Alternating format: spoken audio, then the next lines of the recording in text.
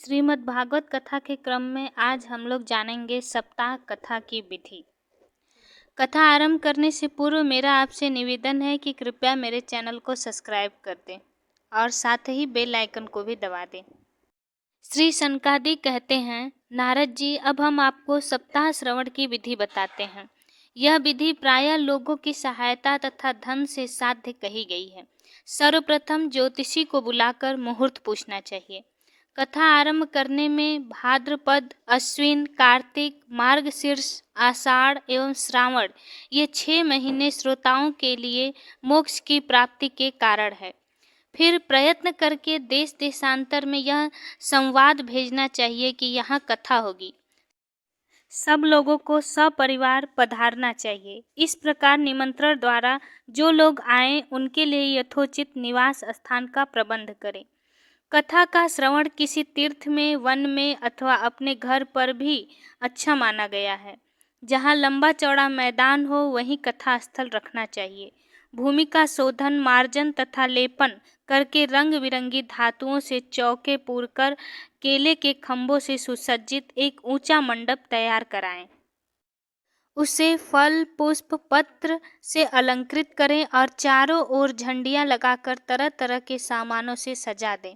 यदि वक्ता का मुख उत्तर की ओर रहे तो श्रोता पूर्वाभिमुख होकर बैठे, और यदि वक्ता का मुख पूर्वाभिमुख हो रहे तो श्रोता उत्तर की ओर मुख करके बैठे। जो वेद शास्त्रों की स्पष्ट व्याख्या करने में समर्थ हो, तरह तरह के दृष्टांत दे सकता हो तथा विवेकी और अत्यंत निष्प्रिय हो, ऐसे विरक्त और विष्णु भक्त ब्राह्मण को वक्ता बनाना चाहिए। वक्ता के पास उसकी सहायता के लिए एक वैसा ही विद्वान और स्थापित करना चाहिए। वह भी सब प्रकार के संशयों की निवृत्ति करने में समर्थ और लोगों को समझाने में कुशल हो। कथा प्रारंभ करने के दिन से एक दिन पूर्व व्रत ग्रहण करने के लिए वक्ता को क्षौर करा लेना चाहिए और नित्य कर्मों को संक्षेप में समाप्त करके कथा के विघ्नों की निवृत्ति के लिए गणेश जी का पूजन करें। तदोपरांत पितृगण का तर्पण कर पूर्व पापों की शुद्धि के लिए प्रायश्चित करें तथा एक मंडल बनाकर उसमें श्री हरि को स्थापित करें। फिर भगवान श्री कृष्ण को लक्ष्य करके मंत्रोच्चारण पूर्वक क्रमशः षोडशोपचार विधि से पूजन करें और उसके पश्चात प्रदक्षिणा तथा नमस्कार आदि कर इस स्तुति का प्रयोग करें। करुणा निधान, मैं संसार सागर में डूबा हुआ हूँ, बड़ा दीन हूँ। कर्मों के मोह रूपी ग्रह ने मुझे पकड़ रखा है। आप इस संसार सागर से मेरा उद्धार कीजिए। इसके पश्चात धूप, दीप आदि सामग्रियों से श्रीमद् भागवत की बड़े उत्साह और प्रीतिपूर्वक विधि विधान से पूजा करें। फिर पुस्तक के आगे नारियल रखकर नमस्कार करें तथा प्रसन्न चित्त से इस प्रकार की स्तुति करें। श्रीमद् भागवत के रूप में आप साक्षात श्री कृष्णचंद्र ही विराजमान हैं। नाथ, मैंने भवसागर से छुटकारा पाने के लिए आपकी शरण ली है। मेरा यह मनोरथ आज बिना किसी विघ्न बाधा के पूरा करें। केशव, मैं आपका दास हूँ।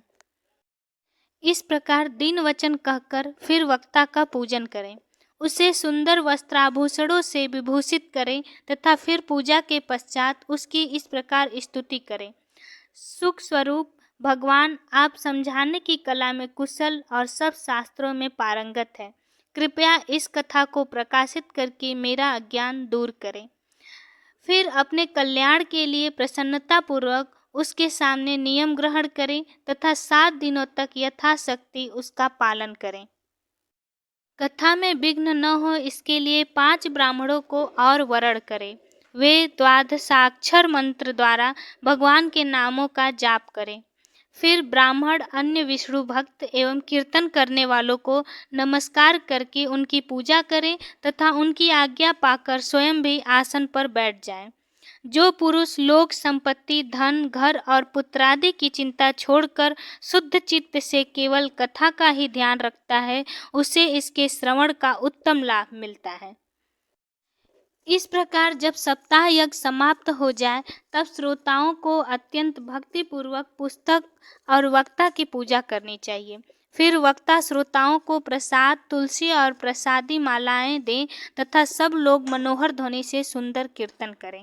जय जयकार, नमस्कार और शंख ध्वनि का घोष कराएं तथा ब्राह्मण और याचकों को धन एवं अन्न दें।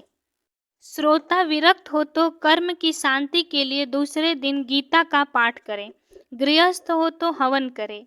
इस प्रकार हवन में दशम स्कंद का एक एक श्लोक पढ़कर विधि पूर्वक खीर, मधु, घृत, तिल और अन्नादि सामग्रियों का आहुति दें अथवा एकाग्र चित्त से गायत्री मंत्र द्वारा हवन करें, क्योंकि तत्वतः यह महापुराण गायत्री स्वरूप ही है।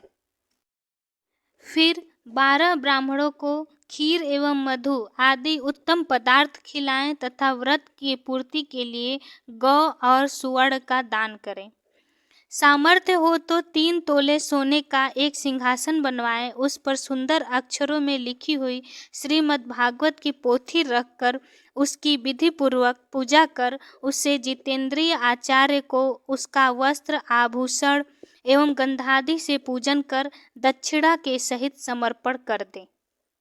यह सप्ताह पारायण की विधि सब पापों की निवृत्ति करने वाली है। इसका इस प्रकार ठीक ठीक पालन करने से यह मंगलमय भागवत पुराण अभीष्ट फल प्रदान करता है तथा अर्थ, धर्म, काम और मोक्ष चारों की प्राप्ति का साधन हो जाता है, इसमें संदेह नहीं है। अब इससे आगे की कथा हम लोग अगले वीडियो में सुनेंगे। धन्यवाद। कृपया मेरे चैनल को सब्सक्राइब कर दें।